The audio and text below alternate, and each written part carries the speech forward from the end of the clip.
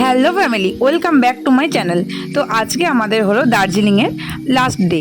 তো আমি সুজিতা তোমাদের কাছে নতুন একটা ব্লগ নিয়ে চলে এসেছি। তো আজকের ব্লগটাই হবে দার্জিলিংয়ের লাস্ট ব্লগ। তো এই যে এখন আমরা সকাল সকাল বেরিয়ে পড়েছিলাম সাইট সিনগুলো করতে। তো এখানে ফার্স্টে আমরা এসেছি টি স্টেট। তো এইখানে ছোটোখাটো একটা চা গাছ আছে। তো এখানে তোমরা বাইরের দিকটা যদি তোমরা দেখো ভালো করে লক্ষ্য করে, ওখানে যাদের প্রয়োজনীয় টি তা কিনে নিতে পারবে। নানা রকম এখানে সুগন্ধি চা, নানা রকম সুগন্ধি যে দ্রব্যগুলো যেমন দারুচিনি, এলাচ, এগুলো সব পাওয়া যায় বাইরের দিকটা করে। তো সেই ভিডিওটা আমার নেওয়া হয়নি বলে তাই তোমাদেরকে দিতে পারলাম না। তো সেখান থেকে তোমরা নিয়ে নিতে পারো। এই যে এবার লাড্ডু বাবুর সঙ্গে আমি কিছুটা শ্যুট করে নিলাম। আনফর্চুনেটলি আগের দিনে আমার শরীরটা খুব খারাপ হয়ে গেছিলো, হঠাৎ করেই মানে প্রচণ্ড জ্বর এসে গেছিলো। তো সেই কারণে আমাদের সকালবেলা যে কেটু দেখার প্রোগ্রামটা আর তার সঙ্গে আরও যে কতগুলো সাইট সিন আমরা মিস করে দিই, কারণ শরীর কোনোভাবেই পারমিট করছিল না। আমি অন্যদেরকে বলছিলাম ঘুরতে, কিন্তু তা তো আমাকে রেখে কোনোভাবেই গেল না। তো আমাদের নেক্সট ডেস্টিনেশন হলো এই যে দার্জিলিং জু। তো এখানের জুতে যেটা ফেমাস হলো রেড পান্ডা। তো সেই রেড পান্ডাটাও আছে, তোমাদেরকে আমি দেখাবো। তো তোমরা দেখো, এইটা হলো এন্ট্রি, আর এন্ট্রির টিকিটটা হলো পার পার্সন 110 টাকা করে।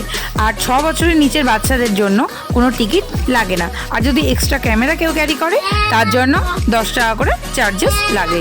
তো এই জুটার পুরো নাম হলো Padmaja Naidu Himalayan geological park.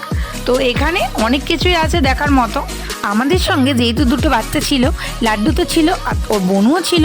তো বাচ্চাদের যেহেতু পার্কের এই যে জীবজন্তু দেখার একটা আকর্ষণ লাগে, তো ওদের জন্যই আমাদের এটা মানে খুব ভালো লেগেছিল যে ওরা প্রত্যেকটা মানে জন্তুদেরকে, প্রত্যেকটা অ্যানিম্যালসকে এত ভালোভাবে দেখছিল আর এতটা দেখে ওরা আনন্দিত হচ্ছিল যে বলার মতো নয়। তো দুজনেই মানে এদিক ওদিক কোথায় যাবে, মানে ওদের মানে জাস্ট আনন্দের শেষ নেই। তো তারপরে আমরা এইভাবে একটা একটা করে দেখছিলাম আর ওদেরকে বলছিলাম। তো এই যে হরিণগুলোকে এত সামনে থেকে দেখে লাড্ডুবাবু তো কতই না খুশি। ও বলছে, মাম্মাম এগুলো কি, এগুলো হরিণ, কি সুন্দর লাগছে, এরা কি খায়, নানা রকম কোশ্চেন ওর মধ্যে মানে সারাক্ষণ কোশ্চেন করেই যাচ্ছে আর উত্তর দিয়েই যাচ্ছি আমরা। আর তারপরে এইটা ছিল যারা যারা নানা রকম অ্যাক্টিভিটি পছন্দ করো তাদের জন্য এখানটা বেস্ট। তো আমরা বাচ্চারা যেহেতু ছিল সেই কারণে আমরা কোনো অ্যাক্টিভিটি করিনি। তবে যারা এখানে আসবে তারা যদি অ্যাক্টিভিটি করতে চাও তো করতে পারো, বেশ সুন্দর। তো এইখানে আমরা কিছুক্ষণ সময় কাটালাম। তারপরে এর উপর দিকটা হিমালয়ান এখানে একটা মিউজিয়াম আছে। তো আমরা ওখান থেকে একটু উপর দিকটা উঠে এইখানে এসেছিলাম মিউজিয়ামটা। এখানটা চারিপাশটা খুব সুন্দর। আর ওই যে ওইখানে দেখো লাভ মতো যে করা আছে, ওখানে নানা রকমভাবে ফটোশ্যুটও করা যায়। আর এখানে চারিদিকটা এতটা ভালো লাগছে, তো আমরা ফটোশ্যুট করিনি। এই যে এটা হলো মিউজিয়ামের ভিতরটা, ভেতরে ক্যামেরা অ্যালো ছিল না, তাই জন্য আমরা ক্যামেরা করতেও পারিনি আর তোমাদেরকে দেখাতেও পারলাম না। এইটা হলো মিউজিয়ামের বাইরেরটা। তারপরে আমরা ওখান থেকে বেরিয়ে আমরা ব্যাকে এবারে বেরোনোর একটা আলাদা যে রাস্তাটা ওইখানটা দিয়ে আসছিলাম। তো এইখানে দেখো, এই যে দেখো হোয়াইট কালারের একটা ব্ল্যাক স্ট্রাইপ করা বাঘ। তো ওরা তো বাঘগুলো দেখে জাস্ট মানে মানে ওদের এত ভালো লেগেছে বলার মতো নয়। তারপরে আমরা ওখান থেকে বেরিয়ে যে রেড পান্ডা, যেটা হলো কিনা এখানের ফেমাস রেড পান্ডা। তো সামনে থেকে দেখতে এত ভালো লাগছিল যে কি বলবো। বাচ্চাদের আমরা যেহেতু বলেছিলাম এখানে রেড পান্ডা আছে, তো ওরা প্রথম থেকেই দেখার জন্য প্রচুর আগ্রহী ছিল। তারপরে আমরা রেড পান্ডা ডেকে ওখান থেকে বেরিয়ে এসেছিলাম। নেক্সট ডেস্টিনেশন হলো আমাদের এই যে পিস প্যাগোডা আর হলো জাপানিজ টেম্পল।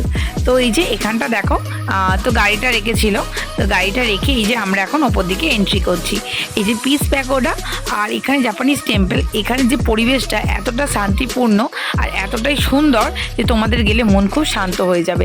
এই যে সামনে এটা তোমরা দেখতে পাচ্ছ, এই যে মন্দিরটা, এই যে টেম্পলটা, এটা হলো পিস প্যাগোডা। তো এখানটা দেখো আর চারিদিকটা এখান থেকে এত ভিউটা এত ভালো লাগছিল যে বলার মতো নয়। আর তারই মধ্যে কি করেছিল, লাড্ডুবাবু ঘুমিয়ে পড়েছিল। তো ওকে ঘুমন্ত অবস্থাতে নিয়েই আমরা একটুখানি ঘুরছিলাম আর কি। এই যে এটা হলো পিস প্যাগোডার ভেতর দিকটা। তো এই যে দেখো, এতে কত রকম বৌদ্ধ টেম্পেল, তো আরও নানা রকম বৌদ্ধদেবের ছবি, ওনার মূর্তি, তারপরে নানা রকম আরও জিনিস আছেন। তো এই যে এই ভিতরটা তো কত সুন্দর দেখছো, শান্ত শিষ্ট নিরিবিলি একটা পরিবেশ। তো এখানের পরিবেশগুলো এতটাই ভালো লাগবে, এতটাই মনোমুগ্ধকর যে বলার মতো নয়। তো আমরা এখন সেখান থেকে পিস প্যাগোডা থেকে বেরিয়ে আমরা এখন যাব জাপানিজ টেম্পল বা বৌদ্ধ টেম্পলের দিকে। তো এই যে আমরা এখন বৌদ্ধ টেম্পলটা একটু উপরের দিকে, তো এই যে সিঁড়িগুলো দিয়ে আমরা এখন ওপরের দিকে কিছুটা উঠবো। তারপরে এই যে সামনেই দেখো কত সুন্দর বৌদ্ধদেবের মূর্তিটা দেখো, আর মন্দিরটা এখানে এত সুন্দর লাগছে। আর এখানে যে শান্তশিষ্ট নিরিবিলি একটা পরিবেশ, মানে তার একটা মাহাত্ম্যই আলাদা। তো এই যে আমরা এখন সিঁড়ি দিয়ে উপরের দিকে উঠবো। তো এটা হলো দার্জিলিংয়ের বৌদ্ধিস্ট টেম্পল, অনেকে জাপানিজ টেম্পলও বলে। তো এটা জাস্ট দারুণ লাগছে বাইরে থেকে দেখতে। তো ভিতরটাও দেখা যাক কীরকম হয়। তা তোমরা যদি আসো একবার অবশ্যই ট্রাই করো, খুব ভালো লাগবে আশা করছি। তো এই যে আমি এখন লাড্ডুবাবুকে নিয়ে সিঁড়ি দিয়ে এখন উপরে উঠছি। তো মন্দিরের ভেতরে বলতে এখানে পবিত্র হলো এই মন্দির, যেটা এই টেম্পলটাকে প্রদক্ষিণ করা। তো আমি এখানে আমার জুতোটা ভালো করে খুলে নিয়ে আর লাড্ডুবাবুকেও নিয়ে আমি ওই মন্দিরটাকে প্রদক্ষিণ করব। তো আমি এখন উপরের দিকে উঠছি। এই যে মানুও যাচ্ছে ওর বাবার সঙ্গে, এই যে। তো আমি এখন লাড্ডুবাবুকে নিয়ে এই যে গোটা মন্দিরটাকে প্রদক্ষিণ করব। দেখো বৌদ্ধ দেবের মূর্তিটা কত সুন্দর লাগছে, একটা শান্ত সুন্দর একটা পরিবেশ। তো এই যে নানা রকম কারুকার্য করা আছে নিখুঁতভাবে, ছোট ছোট কি সুন্দর দেখো, এগুলো কাঠের মধ্যে সুন্দর করে ভালো করে আর কি কারুকার্যগুলো করা রয়েছে। এই যে দেখো প্রত্যেকটা কারুকার্য এতটাই সুন্দর, সামনে থেকে দেখলে এতটাই ভালো লাগবে, নিখুঁতভাবে করা, বলার মতো না। এই যে দেখো এখানে বৌদ্ধদেব নানা রকমভাবে ধ্যানরত অবস্থার মধ্যে আছে। তো আমি ওকে নিয়ে প্রদক্ষিণটা পুরোটা করে নেবো। তো এই যে আমাদের প্রদক্ষিণ করা এখন কমপ্লিট হয়ে গেছে। তো এখন আমি আমার লাড্ডুবাবু আর আমার বাপিকে নিয়ে কতগুলো ছবি নিয়ে নিয়েছিলাম। তো এই যে এখানটা খুব সুন্দর দেখো, এতটা ভালো উঠছিল এখানে, ফটোগুলোও বলার মতো নয়। তারপরে আমরা ওখান থেকে ব্যাকে এসে আমরা লাঞ্চটা সেরে নিয়েছিলাম। তারপরে আমরা সন্ধ্যের দিকে বেরিয়ে গিয়েছিলাম দার্জিলিং ম্যাল।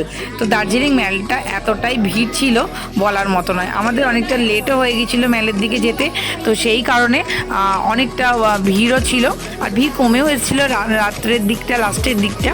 তো এই যে দেখো প্রায় আমরা কটা হবে 8টা সময় করে, 8টা প্লাস টাইম হয়ে গেছিলো সন্ধেবেলা। তো এই যে দেখো লাড্ডুবাবু এদিকে একটা বেলুন নিয়ে খেলা করছে।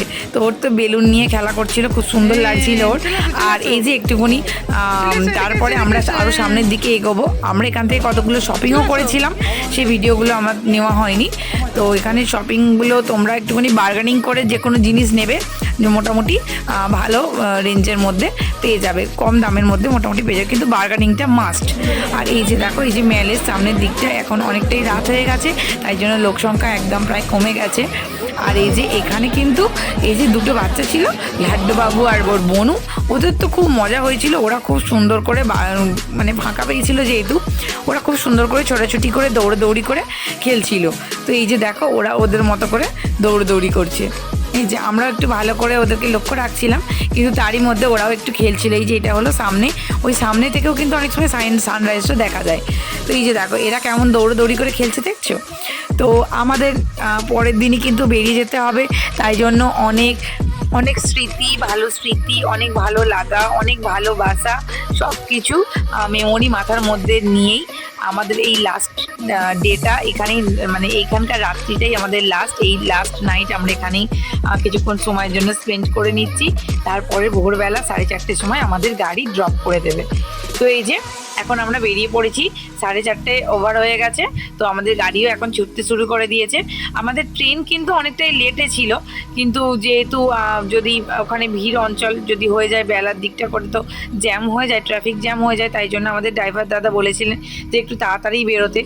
আমাদের ট্রেন আছে নিউ জলপাইগুড়ি থেকে 9:35-এ 12364 কলকাতা ইন্টারসিটি এক্সপ্রেস, যেটা কিনা ছাড়ে হলদিবাড়ি থেকে কলকাতা পর্যন্ত যে এক্সপ্রেসটা সেটা।